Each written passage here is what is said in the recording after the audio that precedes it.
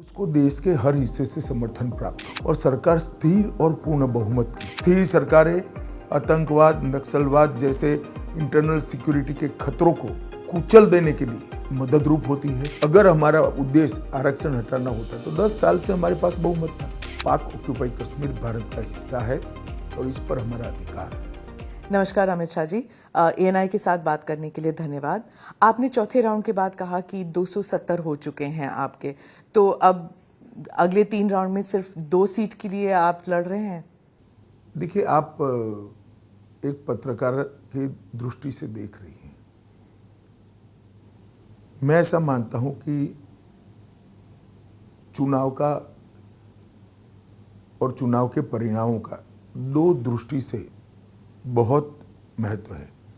जो भी सरकार चुनकर आए उसको देश के हर हिस्से से समर्थन प्राप्त हो और सरकार स्थिर और पूर्ण बहुमत की हो, क्योंकि सरकारें अंततोगत्वा संकल्प पत्र या घोषणा पत्र के आधार पर चुनकर आती है। तो पॉलिटिकल पार्टी जो चुनाव में जा रही है या पॉलिटिकल पार्टीज का ग्रुप जो चुनाव में जा रहा है, उसका घोषणा पत्र पर ज्यादा से ज्यादा कॉन्स्टिट्यूएंसी से जन समर्थन किसी भी सरकार को काम करने का विश्वास देता है। और स्थिरता न केवल देश, दुनिया भर में हमारे देश की 130 करोड़ की जनता की जो इच्छा है इसकी व्याख्या करती है। तो मैं मानता हूं हमारे 400 पार के नारे को विपक्ष ने हमेशा की तरह एक शॉर्ट साइट, उनकी जो बहुत कम दूर की दृष्टि होती है, इससे देखकर इसको पॉलिटिसाइज करने का प्रयास किया है। मगर मैं निश्चित रूप से मानता हूं स्थिर सरकारें देश को ताकत देती है, स्थिर सरकारें निर्णायक कदम उठाने में सहायक होती है, स्थिर सरकारें गरीबों को कल्याण करने में सहायक होती है, स्थिर सरकारें आतंकवाद, नक्सलवाद जैसे इंटरनल सिक्योरिटी के खतरों को कुचल देने के लिए मदद रूप होती है और स्थिर सरकारें देश के एजेंडे को और देश की स्थिति को दुनिया में बदलने में भी बहुत सहायक होती है। वो जो 400 पार का जो नारा था उसको आप मिस इंटरप्रेट कीजिए, कुछ भी कहिए, पर ऑपोजिशन ने तो कहा था कि आप रिजर्वेशन हटाने के लिए कर रहे हैं, आप मुसलमानों के हक को छीनने की बात कर रहे हैं, उनका जो रिजर्वेशन है उसे हटाने के लिए कर रहे हैं। ये बात ग्राउंड लेवल तक जा चुकी थी।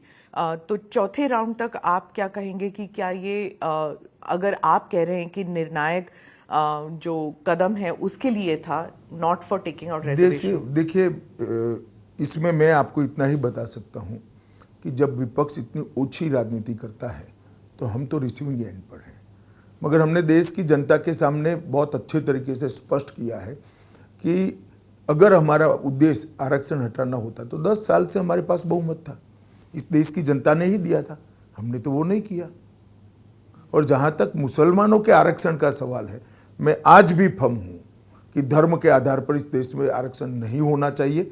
ये संविधान की स्कीम नहीं है, संविधान इससे सहमत नहीं है और भारतीय जनता पार्टी धर्म के आधार पर आरक्षण नहीं होने देगी। आपने कहा कि 400 का जो टारगेट था वो आतंक और नक्सलवाद जैसे को कुचलने के लिए, ऐसे रीजंस के लिए था, लेकिन हिमंता जी ने कहा कि 400 पार का नारा जो है मथुरा में कृष्ण जन्मभूमि, काशी में ज्ञानवापी हटाकर विश्वनाथ मंदिर और पीओके को पूर्ण तरह भारत के साथ जोड़ने के लिए, इसलिए 400 का नारा। देखिए, पीओ को पाक ऑक्यूपाई कश्मीर का जहां तक सवाल है, ये केवल भारतीय जनता पार्टी नहीं, देश की संसद का कमिटमेंट है कि पाक ऑक्यूपाई कश्मीर भारत का हिस्सा है और इस पर हमारा अधिकार है। इसको कोई झुठला नहीं सकता। ये आज जो फारूक अब्दुल्ला जी और कांग्रेस के नेता कह रहे हैं कि पाकिस्तान के पास एटम बम है तो उनको सम्मान करिए, पाक ऑक्यूपाई कश्मीर का डिमांड न करिए। मैं उनको पूछना चाहता हूं कि 130 करोड़ की आबादी वाला, जनसंख्या वाला एटॉमिक पावर भारत, ये महान देश क्या किसी से डरकर अपने अधिकार जाने देगा? किस प्रकार की सोच है? और राहुल बाबा ने देश की जनता के सामने एक्सप्लेन करना चाहिए इनके अलायंस के नेता और इनकी पार्टी के नेता क्या कहना चाहते हैं। पाकिस्तान का सम्मान करो मतलब क्या? पाक ऑक्यूपाई कश्मीर जाने दे? वो कभी नहीं हो सकता। मैं पूर्णतया इस बात पर भारतीय जनता पार्टी का मत रखता हूं कि भारतीय जनता पार्टी मानती है कि पाक ऑक्यूपाई कश्मीर हमारा है और हमें ही मिलना चाहिए, और वो नहीं आता है तब तक हम सबका दायित्व अधूरा है। पर कोई प्रोएक्टिव कदम आज तक लिया नहीं है सरकार ने। देखिए, आपके इंटरव्यू में बताकर प्रोएक्टिव कदम नहीं उठाए जाते। उचित समय पर देश की और दुनिया की स्थिति देखकर, मगर ये हमने हमारा एक लक्ष्य तय किया है। पर वहां पर पहली बार वहां पर आजादी के नारे लग रहे हैं, वहां पर भारी तादाद में पाकिस्तान फौज भेज रही है वहां पे जो अपराइजिंग है उसे कुचलने के लिए, और भारत की तरफ से कोई मतलब चाहे सरकार हो या फिर कश्मीरी लीडर्स हैं वो कुछ नहीं कहते। जब भारत में ऐसे पथराव होते थे, प्रोटेस्ट होते थे, वहां के राजनेता हमेशा कहते थे हम वी आर विद यू, हमारी नैतिक जिम्मेदारी है आपको सपोर्ट करना। देखिए, वहां के डिस्प्यूट्स के आधार पर पाक ऑक्यूपाई कश्मीर का हमारा अधिकार हम जताना नहीं चाहते। वहां मिसमैनेजमेंट है, बैड गवर्नेंस है, वो उनका विषय है, परंतु पाक ऑक्यूपाई कश्मीर हमारा है क्योंकि पूरे कश्मीर का मर्जर भारतीय संघ के साथ हुआ है। वो अधिकार को कैसे लेना वो भारत का सवाल है, वहां के मिसमैनेजमेंट का सवाल नहीं। और हिमंता जी ने जो कहा था कि ज्ञानवापी की जगह विश्वनाथ मंदिर और कृष्ण जन्मभूमि, ये भी 400 का नंबर जो है टारगेट उसके लिए। देखिए, वो दोनों केस सुप्रीम कोर्ट के सामने है। सुप्रीम कोर्ट ने न्यायालय के सामने किसी न किसी स्तर पर पड़े हैं, लंबित है, न्यायालय ने इसका संज्ञान भी लिया है। इस पर मेरा कुछ भी कहना उचित नहीं होगा, क्योंकि जब न्यायालय एक डिस्प्यूट को सीज कर सुनवाई कर रहा है, मैं नहीं मानता किसी ने इसमें दखल करनी चाहिए। न्यायालय को अपना काम करने देना, जैसे राम मंदिर के लिए किया था। जी, राम मंदिर में हमने न्यायालय के फैसला आने के बाद ही कंस्ट्रक्शन का फैसला किया है। वो आपका पॉलिटिकल डिसीजन, उसमें आपको पॉलिटिकल फायदा मिला कि नहीं मिला अब तक? देखिए, राम मंदिर हमारे लिए पॉलिटिकल फायदे नुकसान का प्रश्न ही नहीं था। शुरुआत से देश के करोड़ों लोगों की विश्वास का सवाल था, आस्था का सवाल था, और करोड़ों लोगों की श्रद्धा का सवाल था। पर जब आपके सिर्फ आपके नहीं, जब भी बीजेपी के जो कैंडिडेट्स हैं उनके जो कैंपेन्स होते हैं तो नारे तो लगते हैं, जो राम मंदिर लेके आया हम उन्हें लेके आएंगे। देखिए, वो नारे जनता लगा रही है ज्यादातर। आप इन्हें देखा होगा, मंच पर से नहीं लगते, नहीं, जनता में से लगते हैं। तो जनता के नारे कोई पॉलिटिकल पार्टी लीडर या तो आप भी नहीं तय कर सकती, वो तो जनता ही लगाएगी। देश में डेमोक्रेसी है ना, इसलिए। परंतु मुद्दा तब बना इस इलेक्शन में राम मंदिर का कि जब प्राण प्रतिष्ठा हो रही थी, सभी राजनीतिक दलों को निमंत्रण भेजा गया।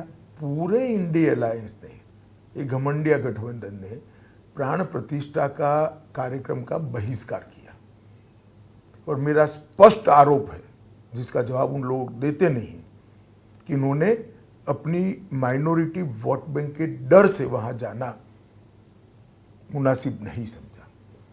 उनके पार्टी के कुछ लोग आपके पार्टी में आए थे क्योंकि वो मंदिर गए थे और उन्हें निकाल दिया गया, निष्कासित किया गया, या फिर उन पे डिसिप्लिनरी एक्शन के नोटिस दिए गए। वो हमारी पार्टी में आए हैं।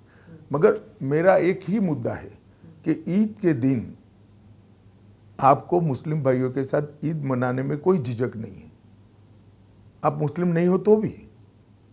मगर हिंदू होते हुए राम मंदिर की प्राण प्रतिष्ठा में नहीं जाते क्योंकि मुस्लिम वोट बैंक आपसे नाराज हो जाएगी। किस तरह की पॉलिटिक्स है?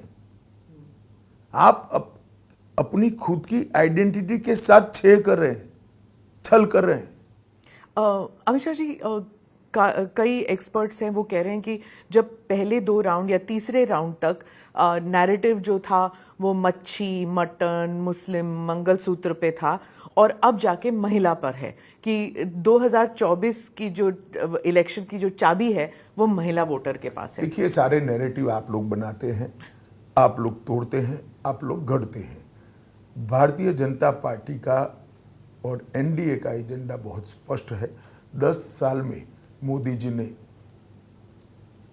गरीब कल्याण के लिए ढेर सारे काम किए हैं। 10 साल में देश के चहुमुखी विकास के लिए हमने बहुत काम किए हैं।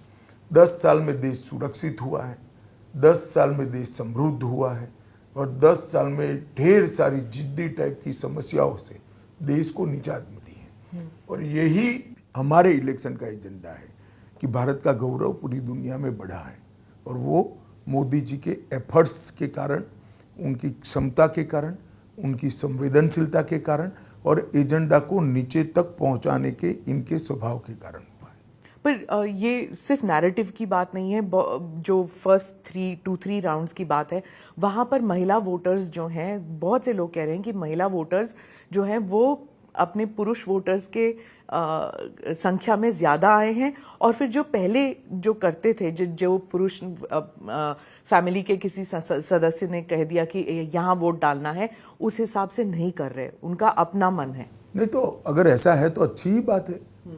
देश की माताओं बहनों ने अपनी इच्छा के अनुसार वोट देना ही चाहिए। क्या आपके कोई ऐसे पॉलिसीज हैं कि लाभार्थी जो है वो महिलाएं हैं, इसलिए? लाभार्थी छोड़िए ना स्मिता जी, आज तो आप मुझे बैठकर सवाल कर रही हैं, कल हो सकता है आप संसद में बैठकर सरकार को सवाल पूछे या विपक्ष को सवाल पूछे, क्योंकि 33% रिजर्वेशन इतने सालों से और किसी ने नहीं किया। नई पार्लियामेंट आई तो मोदी जी ने सबसे पहला बिल लाना कौन सा उचित समझा, तो 33% आरक्षण विधानसभाओं में और लोकसभा में लाना मोदी जी ने उचित। इतना बड़ा अधिकार मोदी जी ने इतने सालों के बाद देने का काम किया। पर हम ये इंटरव्यू बंगाल में कर रहे हैं, यहीं पे संदेश खाली का इंसिडेंट हुआ था और यहाँ पे मुख्यमंत्री जो हैं वो महिलाएं हैं, उन्होंने कहा कि जो संदेश खाली का इंसिडेंट था वो बीजेपी का षड्यंत्र था, उनसे रचा गया ये खेल था। देखिए, मैं कई बार बता चुका हूँ, ममता बनर्जी जी ने अपनी एक कार्यशैली डेवलप की है। पहले अत्याचार कराइए, जब अत्याचार करिए और होने दीजिए, और अत्याचार से जब लोग परेशान हो जाते हैं उसको उजागर करते हैं, सार्वजनिक करते हैं, तो वो छिपाने के लिए फिर से अत्याचार करिए। संदेश खाली इसका क्लासिक एग्जाम्पल है। एक महिला मुख्यमंत्री के नाक के नीचे धर्म के आधार पर ढेर सारे महिलाओं के साथ दुष्कर्म होता है और वो चुप बैठी है। हाईकोर्ट को इंटरवीन करना पड़ता है दोषियों को पकड़ने के लिए, उसके बाद भी जांच ठीक से नहीं होती है तो सीबीआई को हाईकोर्ट देती है। उनको शर्म आनी चाहिए। विपक्ष कहता है कि जहां आप संदेश खाली का इंसिडेंट उठाते हैं, आपका ही जो अलायंस कर्नाटका में है वहां पे भी औरतों पर अत्याचार हुआ था। प्रज्वल रेवन्ना का केस बता रही हूं मैं, वहां पर आपने उन्हें बाहर जाने दिया। देखिए, आप कर्नाटक से ही आती, वहां सरकार किसकी है? कांग्रेस की। उनको अरेस्ट करने की जिम्मेदारी किसकी है? कांग्रेस की। मेरा बहुत स्पष्ट मत है कि कांग्रेस के डेप्यूटी सीएम वोकलिगा जाति से आते हैं, डीके शिव कुमार। उन्होंने वोकलिगा वोट बैंक बेल्ट का वोटिंग होने तक इनको हाथ नहीं लगाया और अपनी वोकलिगा वोट बैंक को प्रोटेक्ट करने के लिए उनको जाने दिया है। जिम्मेदारी अगर किसी की है तो उनकी है।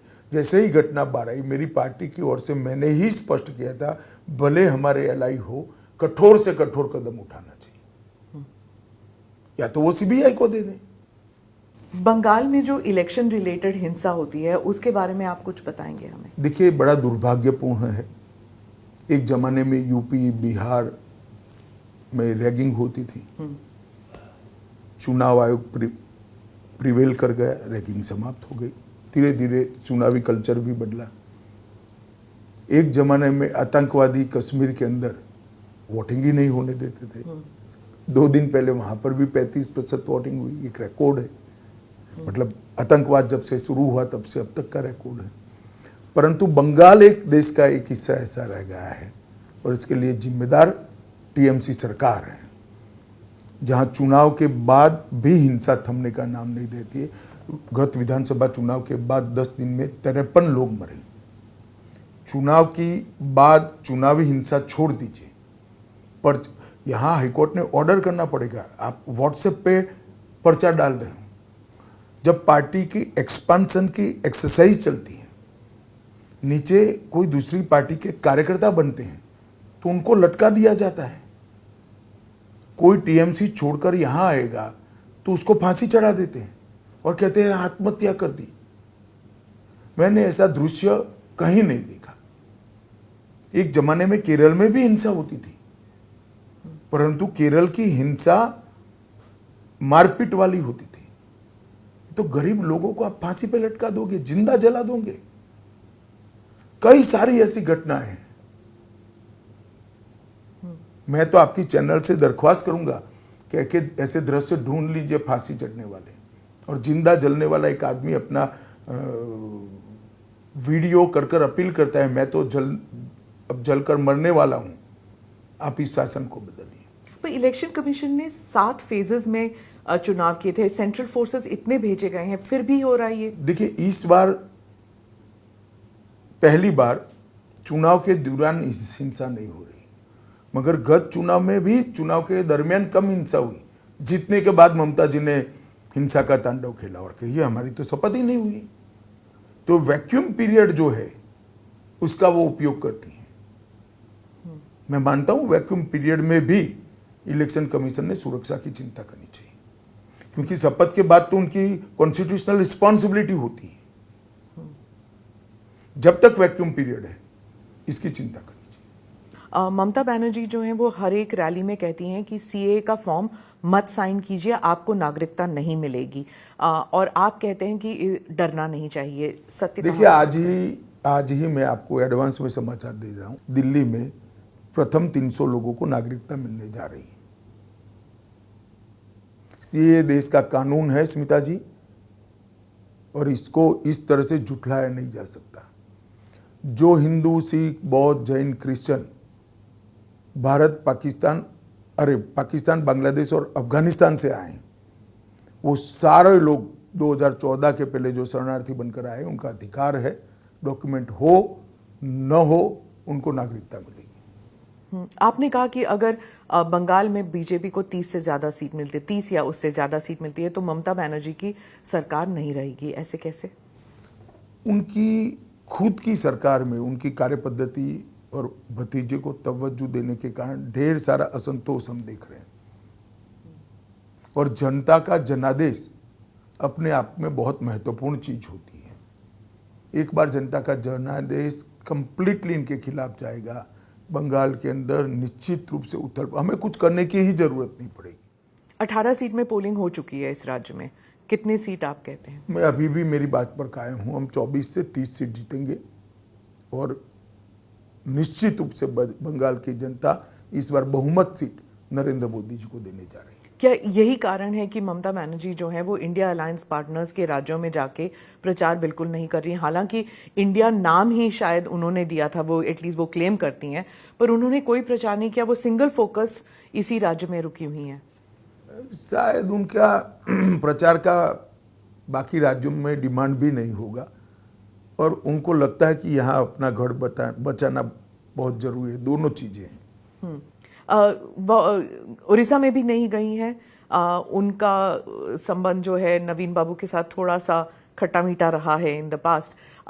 ओडिशा आप जा रहे हैं, वहां का आप बताइए कि वहां चल क्या रहा था, क्योंकि नवीन बाबू जो हैं वो अपना प्रीवियस रिकॉर्ड तोड़ना चाहते हैं। साइमल्टेनियस इलेक्शंस हो रहे हैं वहां पर, तो बीजेपी का क्या वहां पे क्या रणनीति है? देखिए स्मिता जी, एक बात समझ लीजिए, ये बात को नवीन बाबू ने भी स्वीकार करना चाहिए कि ओडिशा देश के बाकी हिस्सों की कंपैरिजन में इतना विकसित नहीं हुआ जितना बाकी के स्थिर सरकारों वाले राज्यों का विकास हुआ है। चाहे गुजरात हो, महाराष्ट्र हो, मध्य प्रदेश हो, छत्तीसगढ़ हो, उत्तर प्रदेश हो, हिमाचल हो, वहां इतना विकास नहीं हुआ है। पर 15 साल तो स्थिर सरकार थी वहां पे, फिर भी नहीं हुआ, इसलिए जनता बदलाव चाहती। एक दूसरा, मैं मानता हूं कि ओडिशा के प्राइड का मुद्दा भी बहुत महत्वपूर्ण हुआ है। लोगों को कहीं ना कहीं लगता है कि नवीन बाबू के पीछे से सरकार कोई और चला रहा है। उड़िया भाषा, उड़िया कल्चर और उड़िया साहित्य और कला, इसके प्राइड का इश्यू बहुत बड़ा हुआ है। और जिस प्रकार से प्रशासन ने राम जन्मभूमि के प्राण प्रतिष्ठा में सरकार का उपयोग कर लोक उत्सव में लोगों की हिस्सेदारी रोकने के लिए प्रयास किया, इससे भी लोग बहुत खफा है, नाराज है। उड़िया प्राइड की बात कर रहे हैं तो वो कहते हैं कि आपकी पार्टी में कोई चेहरा नहीं है जो नवीन पटनायक के मुकाबले कोई चीफ मिनिस्टर कैंडिडेट बन सके। चलिए, जनता जब मन बनाती है तब चेहरे दिखाई नहीं पड़ते हैं, जनता ही ढूंढ देती है। हमारे पास अच्छा नेतृत्व है, कई सारे लोग हैं, सक्षम लोग हैं, अनुभवी लोग हैं, 20-20 साल से राजनीति में अलग अलग जिम्मेदारी संभाले हुए लोग हैं। उनके पार्टी से भी कई सारे एक्सपीरियंस लोग हमारे यहाँ ज्वाइन कर चुके, कई साल पहले ज्वाइन कर चुके हैं। तो हमारे पास लीडरशिप क्राइसिस नहीं है। बिहार में क्या आपको गठबंधन का नुकसान होगा या फायदा, क्योंकि एंटी इनकम्बेंसी नीतीश कुमार के अगेंस्ट काफी दिख रहा है ग्राउंड पे। ये चुनाव मोदी जी को प्रधानमंत्री बनाने का है और हमारे गठबंधन की स्ट्रेंथ भी बहुत अच्छी है। हम निश्चित रूप से बिहार में हमारा गत चुनाव का जो परफॉर्मेंस था उसको रिपीट करेंगे। इंडिया अलायंस के पार्टनर्स बिहार में भी प्रचार करेंगे, यूपी में भी प्रचार करेंगे। तो मैं हिंदी बेल्ट पे आती हूँ। जो उत्तर प्रदेश में इंडिया अलायंस में एक नई जान आ गई है जब से केजरीवाल आए हैं, उनका नैरेटिव थोड़ा अग्रेसिव हो गया। क्या ये आप मानते हैं? अभी तो वो कोई अलग इश्यू में ही फंसे हैं, थोड़ा इनको फ्री हो जाने दीजिए, बाद में देखो क्या होता है। पर वो जिस इशू में फंसे हैं वो राज्यसभा की मेंबर हैं स्वाति जी। देखिए, मैं इस पर टिप्पणी करना नहीं चाहता। अगर कोई पुलिस को कंप्लेंट करता है तो पुलिस उसका संज्ञान देगी, मगर मैं इतना ही कहता हूं कि अभी उनको बेचारे को जिस इश्यू में फंसे इससे निपटारा लाने दीजिए। काहे को ये सब में उलझाती है आप? पर वो है ना 20 दिन और बाहर हैं। उन्होंने कहा है कि अगर इश्यू अभी तो चल रहा है ना, देखिए कितना चलता है। वो कैंपेन में तो कह रहे हैं कि अगर झाड़ू पे वोट लगेगा तो उन्हें जेल जाने की जरूरत नहीं होगी। देखिए, तो मैं तो मानता हूं कि सुप्रीम कोर्ट का स्पष्ट रूप से कंटेम्प्ट है। इनका कहने का मतलब है जो विजयी होता है सुप्रीम कोर्ट उनको दोषी होने के बावजूद भी जेल नहीं भेजती। अब जिन जज साहबों ने उनको जमानत दी है उनको ये सोचना है कि उनके जजमेंट का क्या उपयोग या दुरुपयोग हो रहा है। आप उस जजमेंट के बारे में क्या कहेंगे?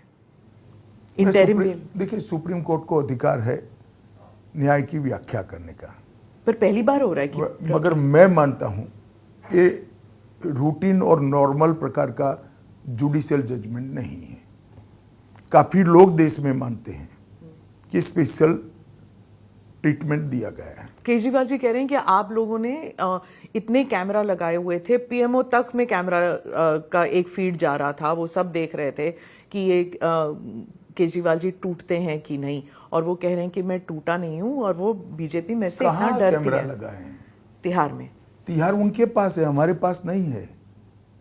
ये कंटिन्यूअसली झूठ बोलते हैं। जेल प्रशासन दिल्ली सरकार के हाथ में, केजरीवाल जी के हाथ में, गृह मंत्रालय के हाथ में नहीं है। पर वो मतलब दिन में कम से कम 3 बयान आते हैं केजरीवाल जी से, और उन्होंने इंडिया अलायंस का नैरेटिव कब्जा कर लिया, क्योंकि वो कहते हैं पहले कि प्रधानमंत्री फुल टर्म नहीं रहेंगे तो मोदी की गारंटी नहीं, वो अमित शाह जी की गारंटी बन जाएगी क्योंकि कमान आप संभालेंगे। चलिए, आप इतने सीरियसली ले रहे हैं, वो सिर्फ 22 सीट लड़ रहे हैं देश में। इतना सीरियसली मत लीजिए, सिर्फ 22 सीट लड़ रहे हैं और वो गारंटी दे रहे पूरे देश का मैं बिजली का बिल माफ कर दूंगा। अरे भैया, तुम 22 ही सीट लड़ रहे, तेरी सरकार कहां से बनेगी? हम मोहल्ला क्लिनिक बना देंगे। और मैं कई बार स्पष्ट कर चुका हूं, फिर से स्पष्ट करना चाहता हूं, 29 तक मोदी जी ही रहेंगे और केजरीवाल आपके लिए कोई अच्छा समाचार नहीं है। 29 के बाद भी मोदी जी ही हमारे चुनाव अभियानों का नेता है, उनके नेतृत्व में ही हम चुनाव लड़ेंगे। महाराष्ट्र पे पूछती हूँ। महाराष्ट्र में आपकी पार्टी पर इल्जाम है कि आपने रीजनल पार्टीज को तोड़ा है, चाहे एनसीपी और शिवसेना। हमने नहीं तोड़ा है। मुझे 2 बात का जवाब दीजिए। अगर शरद पवार जी अजीत पवार को अपना वारिस बनाते तो पार्टी टूटती क्या? और उद्धव जी अपने बेटे की जगह एकनाथ शिंदे को महत्व देते तो पार्टी टूटती क्या? ये उद्धव जी के बेटे प्रेम के कारण और शरद पवार जी के बेटी प्रेम के कारण उनकी खुद की पार्टियां टूटी है। खाम पर इल्जाम लगा रहे हैं। वो ऐसी व्यवस्था चाहते हैं राजाशाही जैसी कि बाप के बाद बेटा या बेटी ही उत्तराधिकारी बने। अब है तो लोकतंत्र इस देश में, तो काफी लोग इसको स्वीकार नहीं करते हैं, वो अलग हो रहे हैं। ये रीजनल पार्टीज के साथ होता है ना, सभी रीजनल पार्टीज में परिवारवाद तो जो सभी है जगह से अलग खेमे बनते हैं, इसमें असामाजिक क्या है? क्योंकि शरद पवार जी कहते हैं कि अब वक्त आ गया है महाराष्ट्र में और बाकी राज्यों में भी जो रीजनल पार्टीज हैं वो कांग्रेस में they should merge with the Congress. तो इसका मतलब शरद पवार जी स्वीकार कर चुके हैं कि सुप्रिया जी पार्टी नहीं चला सकती। पार्टी चलाने के लिए नहीं कहा, उन्होंने कहा कि कांग्रेस अब उनको कांग्रेस पार्टी को स्ट्रेंथन करने का वक्त आ गया है। भाई कोई अपनी पार्टी को आप मृत्यु कर कांग्रेस पार्टी को कब स्ट्रेंथ करेगा? जब अपनी पार्टी चलने की स्थिति में नहीं होती है। तो इतने सालों से क्यों नहीं किया शरद पवार जी ने, बताइए मुझे। आप गारंटीज की बात कर रहे थे, आपने कांग्रेस की गारंटीज को चाइनीज गारंटीज कहा। पीओके की तो बात चल ही रही थी, आप चाइना को भी लेके आ गए कॉन्वर्सेशन में। नहीं, चाइनीज गारंटी मैंने टिकाऊपना के आधार पर कहा है, ये सच नहीं होता है। मैं बताता हूं, मैं अभी तेलंगाना गया था, वहां की महिलाएं राह देख रही हैं कि हमारा 12,000 रुपया कब आएगा। वहां के किसान 2 लाख के कर्ज माफी की राह देख रहे हैं। वहां की बच्चियां स्कूटी की राह देख रही हैं, जो रेवंत रेड्डी ने प्रॉमिस किया ना राहुल जी ने किया था, उनकी गारंटी थी। अब ढूंढ रहे हैं राहुल जी को। वो तो दक्षिण में चुनाव खत्म हो गए, राहुल जी अब उत्तर में आ गए। उत्तर में आ गए, मगर दक्षिण में था तब भी तो वो जाते थे। तो इसलिए मैं कहता हूं कि गारंटी का कोई मतलब नहीं है। ये चुनाव तक बोलते हैं फिर भूल जाते हैं। दक्षिण में आपने कहा था कि सिंगल लार्जेस्ट पार्टी उभर के आएगी बीजेपी, और विपक्ष कहता है दक्षिण में बीजेपी साफ और उत्तर में हाफ। देखिए, मैं अपने बयान पर कायम हूं। कर्नाटक, तेलंगाना, आंध्र प्रदेश, केरल और तमिलनाडु, ये 5 राज्य मिलकर जितनी सीटें हैं, इसमें भारतीय जनता पार्टी सबसे बड़ा दल बनकर बाहर आएगा इस चुनाव में। उत्तर प्रदेश में अब प्रचार इट हैज पिक्ड अप, आप वहां पर कितनी सीट कहते हैं अपने आप? हम सीटों में बढ़ोतरी करेंगे हमारी। कितने? वो अभी कह नहीं सकते, 3 चरण बाकी है, परंतु लास्ट गत चुनाव में हमें 65 सीटें मिली थी, हम इससे और आगे जाएंगे। अब रायबरेली में आपने प्रचार किया, वहां पर आपने कहा कि जो सोनिया गांधी हैं उन्होंने अपना एमपी लेड फंड्स जो हैं वो सिर्फ माइनॉरिटी समुदाय के लिए खर्च किया है। अगर किया तो फिर उसमें क्या बुराई है? आपके वाक्य को ही मैं एलोबरेट कर, सिर्फ माइनॉरिटी पर आपत्ति है, बाकी के वोटर आपके नहीं है क्या? टेकन फॉर ग्रांटेड ले रहे हैं आप? इतना ही छोटा सा सवाल है। वहां पर जो आपका कैंडिडेट है उसका स्टेचर गांधी फैमिली के मुकाबले थोड़ा कम नहीं है क्या? आप एक किसी और कैंडिडेट को वहां पर? देखिए, मैं 9 साल का था, 9 साल का था तब नारे लगाता था इमरजेंसी के खिलाफ। थोड़ा बड़ा हुआ, हम आसाम के नरसंहार के लिए नारे लगाते थे। आसाम की गलियां सुनिए, इंदिरा गांधी खूनी है। स्ट्रेचर देश की जनता बनाती है, कहीं जन्म लेने से नहीं बनता है स्मिता जी। हम सब सामान्य परिवार से जन्म लिए हैं, हमने जनता ने बड़ा किया है। तो लोकतंत्र का मतलब क्या है? और मेरी बात याद रखिए, आप जो कहते हैं कि जिनका स्ट्रेचर कम है, वो दिनेश प्रताप सिंह राहुल गांधी के सामने चुनाव जीत कर आए। वहां पर प्रियंका गांधी जब कैंपेन कर रही है, वो भी इमोशनल अपील कर रही हैं कि जब मैं छोटी थी तब मैं अपने पिताजी को लेके आई थी, जब उनकी मृत्यु हुई थी, उनको मारा गया था। ही वॉज इन पीसेस, उन्होंने ये कहा। उन्होंने अपनी दादी का जिक्र किया कि हमारे परिवार ने भी खून बहाया है इस देश के लिए। तो हम पे क्या इल्जाम लगाते हैं आप? हमको क्या सिखाते हैं देशभक्ति? नहीं, हम नहीं सिखाते उनको। सिखाया तो उनको जाता है जो सीख सकते हैं, हम कहाँ सिखाते हैं भाई? हमारा कोई ऐसा गुरु नहीं है कि वो देशभक्त नहीं है, हम अकेले देशभक्त हैं। सबने अपने देश के लिए काम करना चाहिए। वो ये भी कहती हैं कि मुझे कहा जाता है कि मेरा परिवार यहाँ आता नहीं है रायबरेली में, यहाँ पे तो मैं आती हूँ। गृह मंत्री को कैसे पता कि मैं यहाँ आती हूँ कि नहीं आती हूँ? क्योंकि आपने कहा था सार्वजनिक है भाई, आपके ही लोग बता देते हैं, एनआई वाले ही बता देते हैं। मत बताइए आप, अगर उनको आपत्ति है तो। मुझे कैसे पता चला हो? गांधी परिवार जो है वो अमेठी में नहीं लड़ा, रायबरेली में लड़ रहा है, इसे आप कैसे देखते हैं? देखिए, कोई भी चुनाव तो कहीं पर से लड़ सकता है, मगर राहुल गांधी जी ने वायनाड से वोटिंग के पहले कह देना चाहिए था कि मैं 2 जगह से लड़ने वाला हूं। ये हाइड करना मेरे हिसाब से ठीक नहीं है लोकतांत्रिक दृष्टि से। वो भी वो कर सकते हैं, परंतु मुझे ठीक नहीं लगता। वायनाड की जनता को कहना चाहिए कि मैं 2 जगह से लड़ने वाला हूं, आप आपका फैसला करिएगा, इसमें क्या आपत्ति हो सकती? वायनाड का चुनाव पैक होने के बाद जब पोस्ट पोल सर्वे की जानकारी में खतरा दिखता है और फिर आप रायबरेली आते हो, तो मैं मानता हूं वायनाड के मतदाताओं के साथ अच्छा नहीं है। राहुल गांधी से आपने 5 सवाल पूछे थे, क्या उम्मीद है कि वो जवाब देंगे? अब वो बड़े लोग हैं भाई, मुझे मालूम नहीं है, मगर मैंने सार्वजनिक रूप से पूछा है, मुझे लगता है उनको जवाब देना चाहिए। आप उन्हें बड़े लोग कहते हैं, उन्होंने तो कहा कि हम डिबेट करना चाहते हैं, लेकिन बीजेपी समझती है कि प्रधानमंत्री, गृह मंत्री सब बहुत बड़े लोग हैं, वो डिबेट नहीं करेंगे गांधी परिवार के किसी भी। मैं तो आपके साथ डिबेट ही कर रहा हूं, मैंने उनको आपके साथ बैठकर ऐसे डिबेट करते हुए नहीं देखा है। उन्होंने इंटरव्यू दिए नहीं है इस बार, कोई मीडिया प्लानिंग उनका अलग देखते हैं आप? नहीं, मैं नहीं इतना एनालिसिस करता, मैं मेरी पार्टी की चिंता करता हूँ।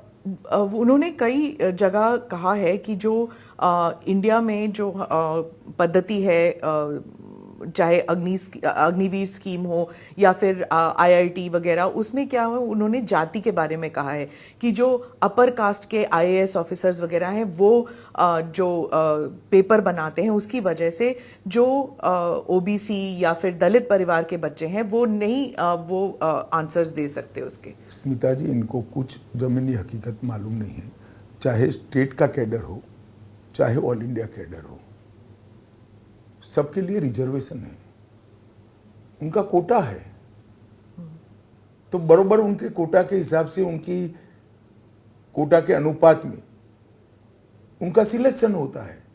इनको मालूम पेपर सेटिंग से क्या लेन देन है। एससी बच्चा है, ऑल इंडिया सर्विस में आता है या स्टेट की सर्विस में एग्जामिनेशन देता है, तो उसका कोटा तय है। पेपर सेटिंग से इसका कोई लेन देन नहीं है। इनको साहब पित्रोड़ा साहब ने लिखकर भेज दिया है, कोई कारा गोला ऐसा कुछ था, मैंने भी सुना था कुछ, तो वो यहां बोलने लगे।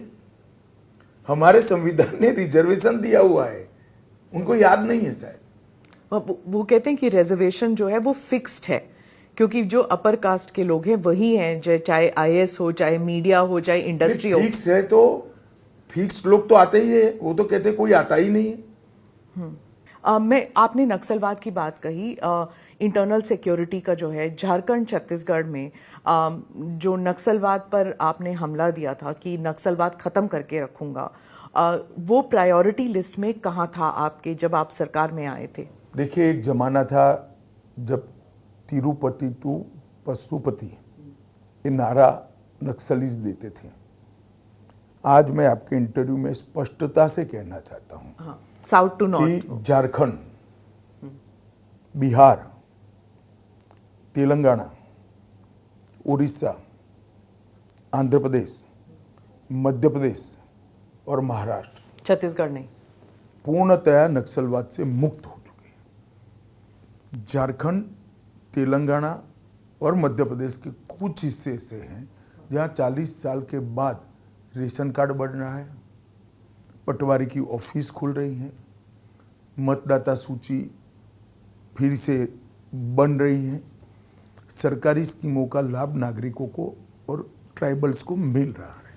40 साल के बाद पूरा पहाड़ कर एक जगह है झारखंड में, आप जाकर आइए। और हमारी सिक्योरिटी फोर्सेस ने 51 दिन तक ऑपरेशन कर पूरा पहाड़ को कंप्लीटली नक्सलियों से मुक्त करा है। अब छत्तीसगढ़ के 3-4 जिलों में ये समस्या बची है। मैं मानता हूं कि अगले 2 साल में, 3 साल में देश नक्सल समस्या से मुक्त हो जाएगा।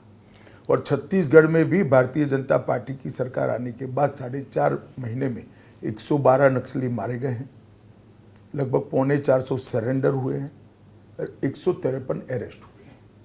इतना बड़ा अभियान ये 5 महीने में लिया है। जो कांग्रेस की सरकार थी तब स्थगित आ गई थी। और on the contrary Congress party ये कह रही है कि फेक एनकाउंटर हो रहे।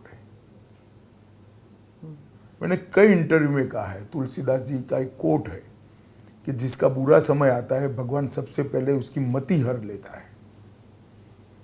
कांग्रेस पार्टी के साथ शायद यही हुआ है। इंटरनल सिक्योरिटी के बारे में ही पूछूंगी क्योंकि आप गृह मंत्री हैं। बालाकोट स्ट्राइक और पुलवामा के ऊपर भी फिर से चर्चा शुरू हो गई है। लोग कह रहे हैं कि पुलवामा में, जैसे रेवंत रेड्डी ने कहा कि ये आईबी और रॉ का फेलियर था। संजय राउत वगैरह कहते हैं कि बालाकोट स्ट्राइक में कौए मरे थे। ये सब उठा रहे हैं, ऑपोजिशन है पूरा उठा रही है। देखिए, सर्जिकल स्ट्राइक और एयर स्ट्राइक के बाद पाकिस्तान का रिएक्शन अगर वो देखते तो ये न बोलते। ये लोग इतने छोटे मन के हो गए हैं कि मोदी जी को इसका यश न मिले इसलिए ऐसी भ्रांति फैला रहे हैं कि जैसे कुछ हुआ ही नहीं। मुझे बताइए स्मिता जी, इतने बम धमाके 10 साल में हुए सोनिया मनमोहन सरकार में, एक का भी कॉन्क्रीट जवाब दिया गया है क्या?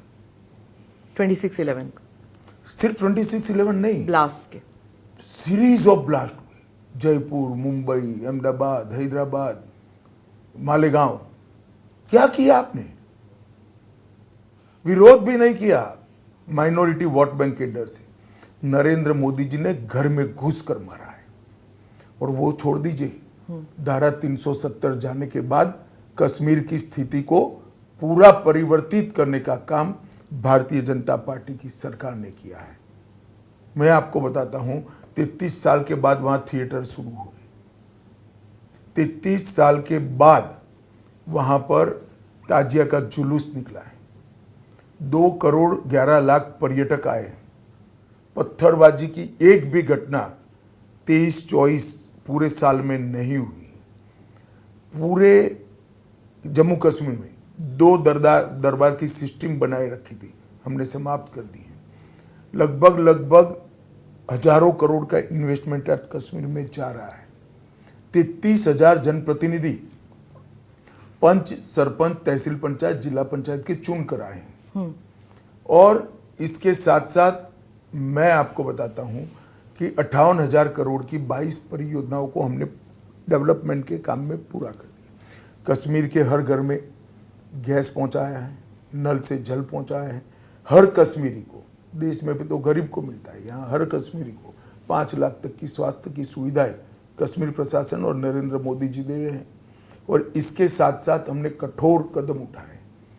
जिस घर से पथराव की घटना की एफआईआर होती है उनको सरकारी नौकरी अब नहीं मिलती है। जो टेररिस्टों से रिश्ते रखे उनको सरकारी नौकरी से बेदखल किया जा रहा है।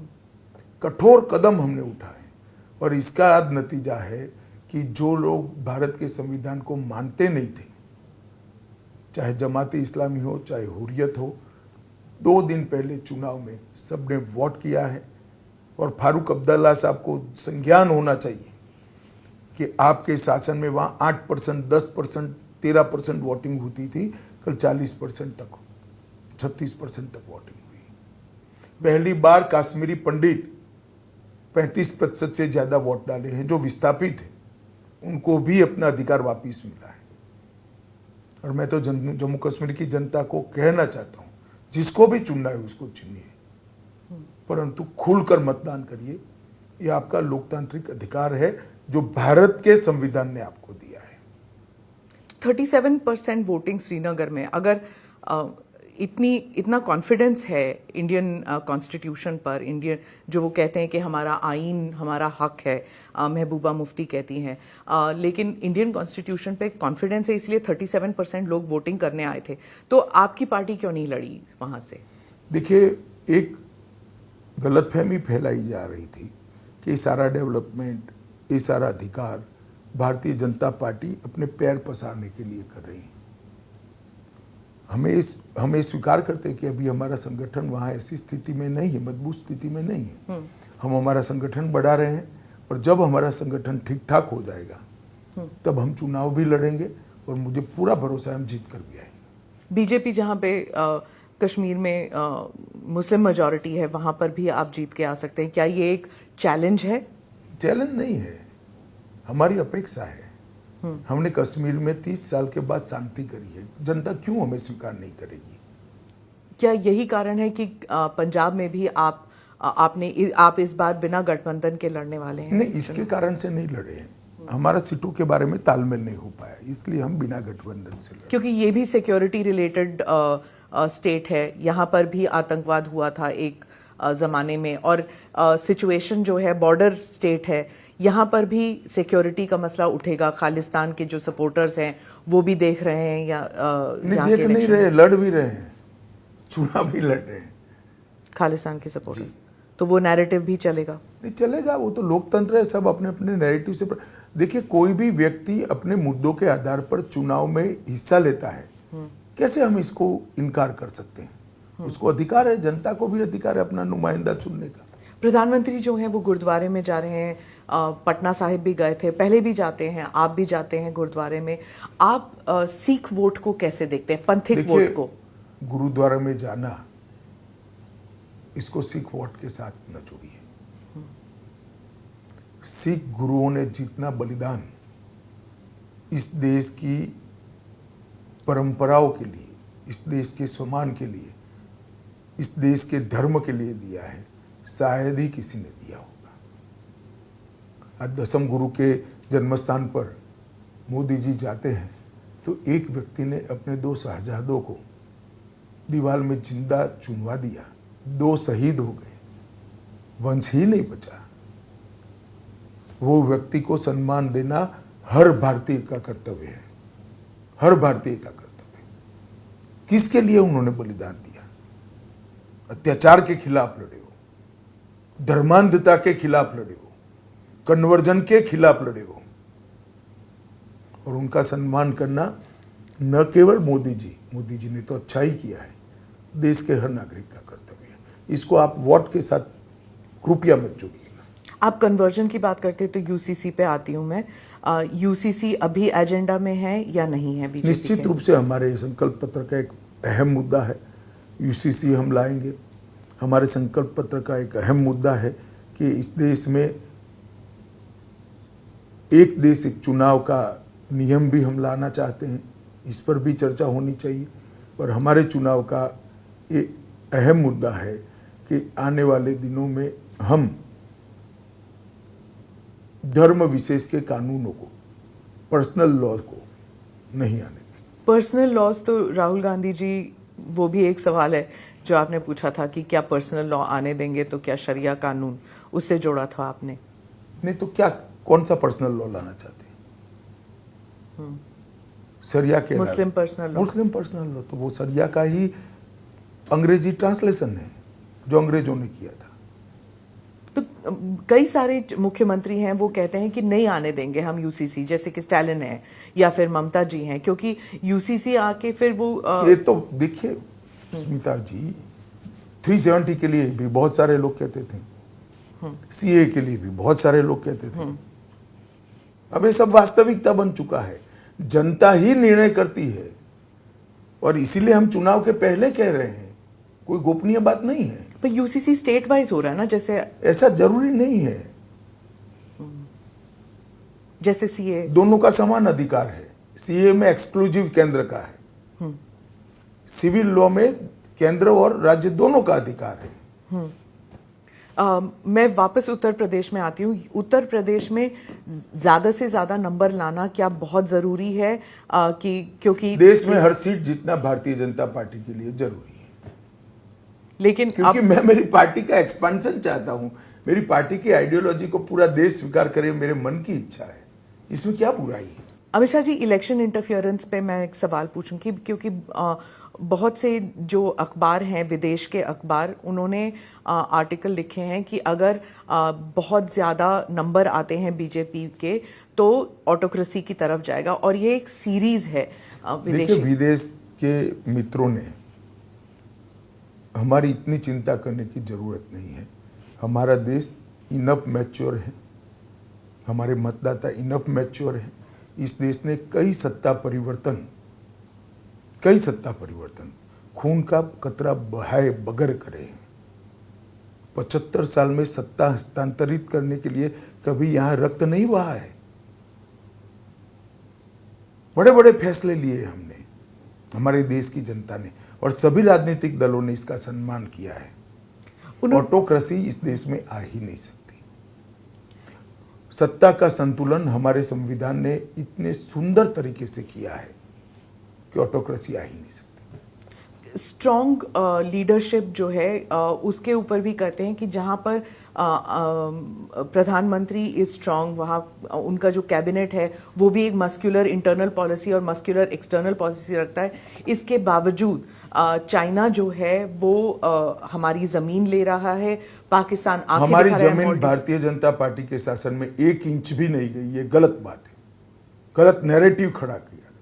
चाइना ने जरूर ली है, मगर जवाहरलाल नेहरू के समय में ली है, कांग्रेस के समय में ली है। मैं रिकॉर्ड पर कहना चाहता हूं, नरेंद्र मोदी के शासन में 1 इंच भी जमीन हमारी नहीं गई। तीसरे टर्म में प्रायोरिटीज क्या होंगी? क्योंकि देखिए, हमारा घोषणा पत्र तय है तीसरे टर्म में प्रायोरिटी का, और मैं मानता हूं कि भारतीय जनता पार्टी संकल्प पत्र के आधार पर चलने वाली पार्टी है, और हम हमारे संकल्प पत्र को पूरा करेंगे। हमने 14 और 19 के संकल्प पत्र के 92% वादे पूरे किए हैं, और मैं जनता को विश्वास दिलाना चाहता हूं, मोदी जी ने स्वयं जिस संकल्प पत्र को अभी घोषित किया है 2024 के आम चुनावों के लिए, उसको भी हम 100% इम्प्लीमेंट करेंगे।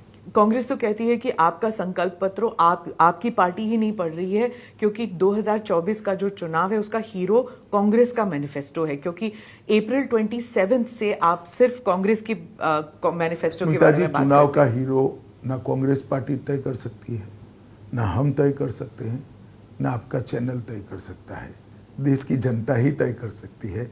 4 तारीख को देश की जनता फैसला सुना देगी, इसके बाद ये विवाद ही समाप्त हो जाएगा। वो छुट्टी पे चले जाएंगे, मोदी जी शपथ लेंगे और सरकार चलने लगेगी। उस पर थैंक यू सो मच, आपने वक्त दिया हमसे बात करने आपका के लिए। धन्यवाद।